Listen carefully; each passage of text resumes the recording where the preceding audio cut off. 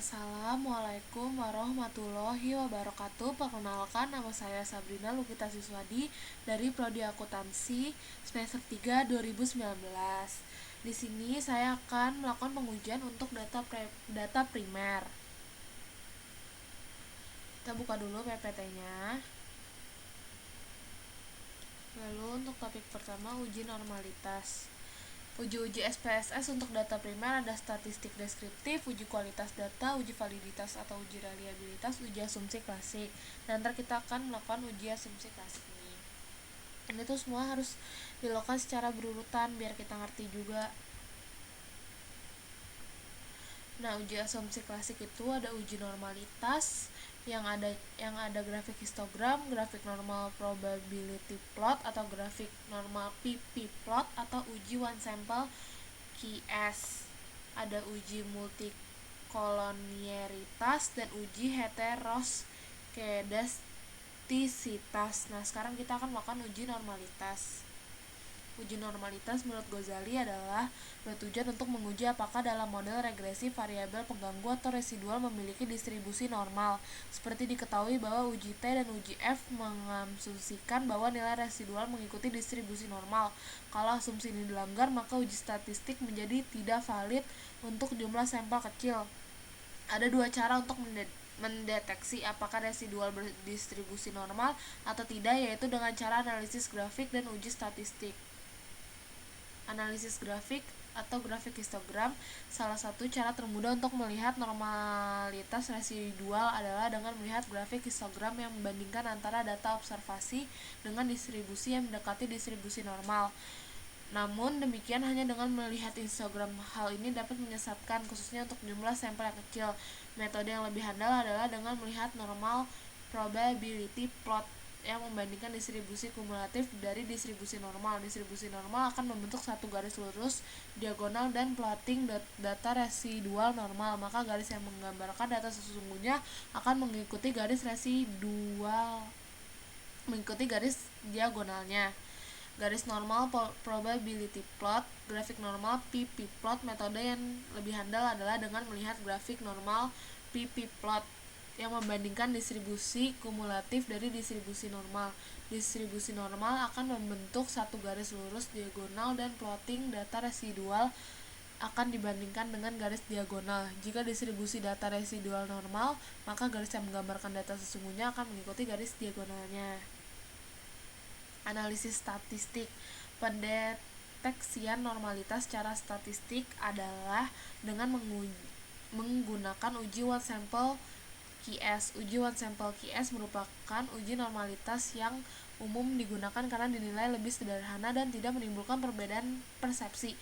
Uji one sample QS dilakukan dengan tingkat signifikan 0,05. Pengujiannya itu lebih sederhana. Pengujian ini dapat dilakukan dengan melihat profitabilitas dari QS statistik seek to tell. Jika nilai seek to tell lebih kecil daripada 0,05, maka nilai residual dalam suatu regresi tidak terdistribusi normal. Jika nilai seek to tell lebih dari 0,5, maka nilai residual dalam regresi terdistribusi normal. Sekarang kita buka SPSS-nya. Nah, di sini udah aku bikin dulu semuanya biar lebih cepat, karena kan kemarin udah diajarin ya sebelumnya buat cara data, value gitu-gitu semuanya kan udah diajarin. Nah, sekarang ini udah ada total B, total W. Data view-nya seperti biasa. Name, gender, kelas B01 sampai B06, total B-nya udah saya buat biar lebih gampang. M01 sampai 05, W01 sampai W07 dan total B-nya udah saya buat. Nah, bagaimana sih cara untuk membuat totalannya? Caranya itu adalah klik transform, lalu compute variable, lalu kita tulis total M. Nah, yang di sini kita hapus dulu. semuanya.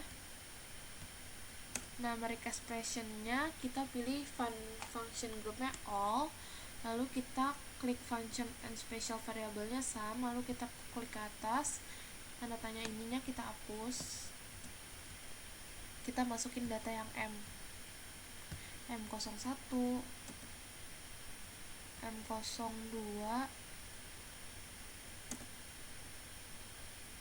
M03, M04, lalu M05, lalu kita klik OK. Nah, nanti ini udah ada execute-nya, total M-nya nanti udah ada juga di belakang. Nah, ini desimalnya kita ganti dulu. Mana ya? Nah, ini kita pindahin ke bagian yang M.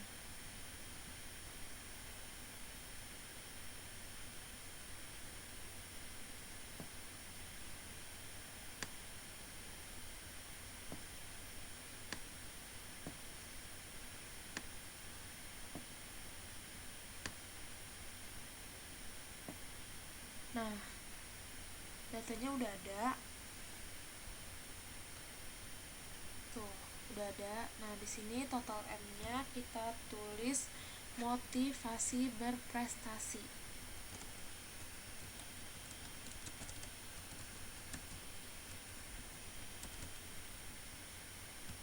Nah, udah kan? Nah, ini kita ubah menjadi scale. Ini udah jadi scale, dan scale. Nah, karena sudah dapat total B, total M, dan total W, nih total B-nya. Total B udah dapat, total M udah dapat, dan total W udah dapat. Lalu kita akan melakukan pengujian. Caranya itu klik analyze, klik regression, lalu klik linear. Nah, dari linear ini lalu dependennya kita masukin variabel yang prestasi praktikum. Kita masukin ke dependent. Kalau yang independen kita masukin variabel yang kemandirian belajar dan motivasi berprestasi. Nah, untuk statistiknya nanti akan kita kutak-atik untuk di pertemuan selanjutnya. Kalau untuk plots, kita klik histogram dan normal probability plot karena kita akan melakukan pengujian terhadap dua ini. Lalu kita klik continue.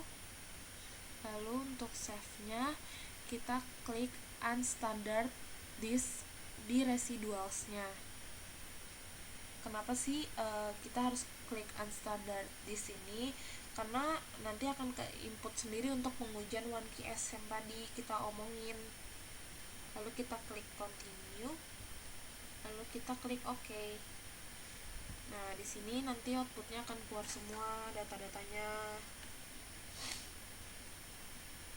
Nah, ini udah semua udah keluar.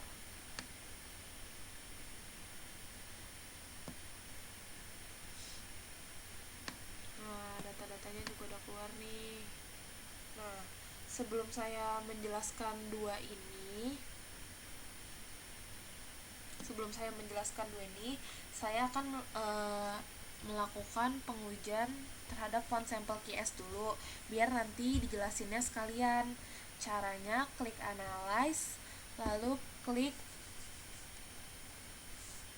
non parametric test, lalu klik legacy dialogs, lalu kita klik one sample QS.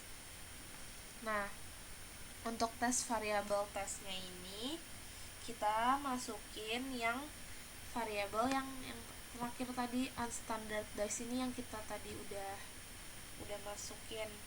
Lalu tes distributionnya normal karena kita akan melakukan pengujian normalitas. Lalu kita klik OK. Nah, di sini udah ada keluar angka-angkanya. Nah, ya, ini data. Nah, saya akan menginterpretasiin untuk data yang histogram. Tandanya itu nih, data yang histogram dulu. Tandanya itu data ini itu normal karena secara kasat mata yang kalian lihat, kita tuh kan udah ada diagram batangnya nih ya. Nah, udah ada garisnya juga kan. Nah, kalau misalnya diagram batang ini udah masuk dalam garis, ya berarti data-data ini bisa disebut normal secara kasat mata. Nah, untuk interpretasi yang normal PP plot nih, ini tuh kan ada di sini tuh ada garis diagonal dari 0,0 sampai ke atas sini. Nah, di sini itu titik responden yang ini dari bawah ini sudah mengikuti garis diagonal ini, yang berarti datanya itu sudah normal. Nah, ini tuh semua datanya sudah normal nih dari atas sampai bawah, karena titik responden ini sudah mengikuti garis diagonal. Kenapa bisa gitu? Nah, sekarang kita buka nih PPT-nya ya.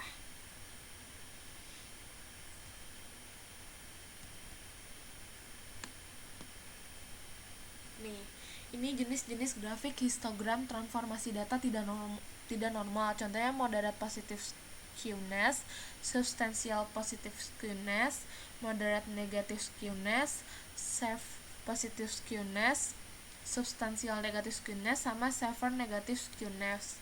Kenapa ini bisa disebut tidak normal? Karena ya ini tuh nggak ke arah semuanya gitu loh. Kalau nggak ke arah semuanya, ya pasti berhubungnya data diagram batangnya itu tidak bakal mencakup ke garis diagonal ini, makanya bisa disebut data ini itu tidak normal. Nah, kalau ini ada data-data dari normal PP plot. Nah, di sini itu ini ada datanya, ada yang data pertama, data kedua, dan data ketiga. Kenapa datanya itu kita bisa bilang data ini tuh tidak normal? Karena kalau misalnya data yang pertama ini data yang diagram batang ini tidak kena garis kan. Nah, makanya itu tidak bisa dibilang normal. Terus kalau data yang ini juga tidak normal karena lebih condong ke kiri. Dan data yang ini disebut tidak normal karena ada penyebabnya semuanya. Diagram batang ini itu tidak mencakup garis-garis ini, makanya bisa disebut tidak normal. Nah, karena ujinya belum kuat, makanya kita bisa melakukan uji one sample Kolmogorov Smirnov test atau uji one sample QS. Ini tuh data ini tuh pengujian ini tuh bisa memastikan data ini tuh normal atau tidak normal sih, bisa menguatkan. Kalau yang tadi kan belum tentu menguatkan ya. Kalau data yang ini kan data yang histogram sama data yang normal PP plot ini tuh belum tentu ini kan, belum tentu menguatkan. Nah, kalau data yang ini tuh udah pasti menguatkan. Kenapa sih? Karena menunjukkan angka di sini tuh diketahui kan, kayak sig to health-nya 0,074, maka dianggap normal. Kenapa sih dianggap normal? Nih kita buka lagi ya.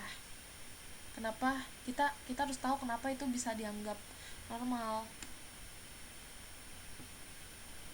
Nih, jika nilai sig to health lebih dari 0,5, maka nilai residual dalam regresi terdistribusi normal. Nah, makanya kenapa kita bisa bilang ini tuh normal, karena nilai 0,074 itu lebih dari 0,05, makanya bisa dibilang data ini tuh normal. Berarti grafik histogram yang tadi kita bilang ini tuh masih belum pasti atau secara kasat mata, kita sudah pastikan datanya ini normal, terdistribusi normal. Berarti masuk semua. Yang ini juga normal PP plotnya tuh juga normal, yang berarti masuk semua datanya, tidak ada yang salah.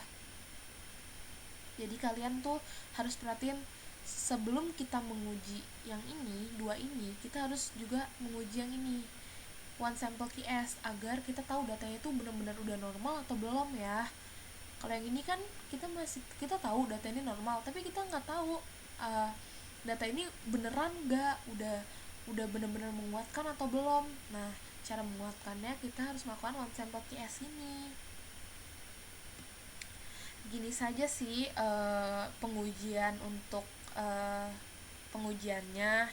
Untuk uji normalitas ini nanti untuk pertemuan selanjutnya ada pengujian-pengujian lagi lainnya, nanti akan saya jelaskan.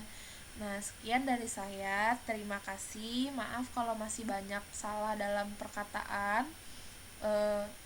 Wassalamualaikum warahmatullahi wabarakatuh.